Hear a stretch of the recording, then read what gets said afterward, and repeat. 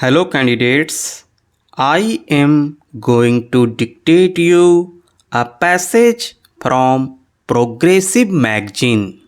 So please get ready for the dictation. The dictation will start after 15 seconds.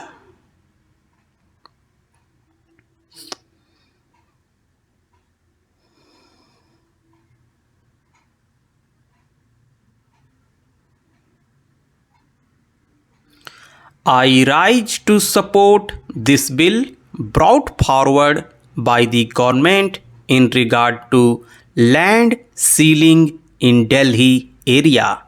Sir, as has been said by my colleagues from both sides of the house, and ceiling is one aspect of land management in the agricultural economy of this country. While supporting the bill, I would like to draw the attention of the Honorable Minister, who himself is a knowledgeable person and who knows more about land management, to two important points which occur to me. One point is that land should be productive in the real sense, so that they may be able to take not only one crop but two crops as well. They will be in a position then to generate more surplus for the consumers. In this connection, the latest reports of the National Sample Survey, the RBI, and Agricultural Census published by his ministry are very bright.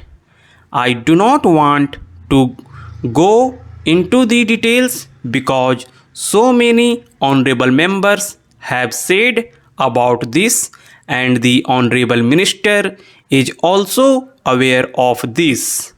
By and large, what comes out is that a very large number of people are holding a small acreages, and therefore it has to be seen whether these large number of people will be able to manage this, and what efforts will have to be put in by the government and the banking system in that regard. Sir, I was surprised to learn that about 63% of the agricultural population, which contributes goods worth about rupees 1700 crores, needs roughly about rupees 7,000 crores for its consumption requirements. I before the rural indebtedness is increasing day by day. Similarly, it is seen from the agricultural census and the report of the National Sample Survey that the small farmers and the marginal farmers are being converted gradually into what are called agricultural laborers. Therefore, you cannot create industrial opportunities if there is this staggering conversion of marginal and sub-marginal farmers to agricultural or landless laborer. Therefore, it is necessary that the land which is going to be made available should be made productive, and this is the present need of the country. In this connection, I would like to draw the attention of the Honorable Minister to a very illuminating research carried out by one lady scientist, and which has been published very recently. It is seen from there that the marketable surplus of the marginal farmers is directly linked to the rates to be given for their products. We see here that whenever the Agricultural Prices Commission advises the government to fix the prices, the economists say that it will create inflation and that there will be transfer of resources from the urban to the rural population and so on. I do not know what actually it means, but the difficulty is that they are not giving proper prices to the farmers for their products. For that purpose, if the marketable surplus is to be taken from farmers, then care has to be taken, particularly with regard to the distribution of land, whether it is in Delhi or anywhere else in this country, so that proper relationship is maintained where marketable surplus is made available.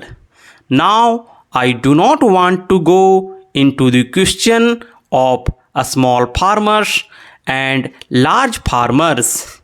My honorable friend on the other side has given out his own views, but very recently we have seen some Russian experts expressing the opinion that small farms are not productive to the extent desired and that they require a different type of services to see that the small farms are productive in our country. But in Japan, we see that the small farms are productive. Somebody talked about tractor prices. We see that the prices of fertilizers, oil, and so many other inputs have increased to such an extent that to the farmer who is going to get such land out of this surplus land to cultivate it and make it an economic and viable unit requires some efforts for giving him incentive prices. In this connection, I want to refer to other agencies, small farmers and medium farmers societies. Now, the scheme of rural banks, the efforts of the nationalized banks and the cooperative banks are there. With all these, still the problem is so much that mere distribution of land will not be the solution for keeping rural indebtedness under control. For that purpose, I think more risk-oriented capital has to be put in. Subsidy on agricultural inputs, incentives on mechanization scheme have to be given at such level whereby the marginal farmer or the small farmer will be induced to produce more. It is my experience that in metropolitan cities like Delhi, Mumbai, Calcutta and Chennai, you have now enacted laws for small farmers and created distribution agencies for the available surplus land, but no steps are taken for Benami land held by professionals like doctors and lawyers.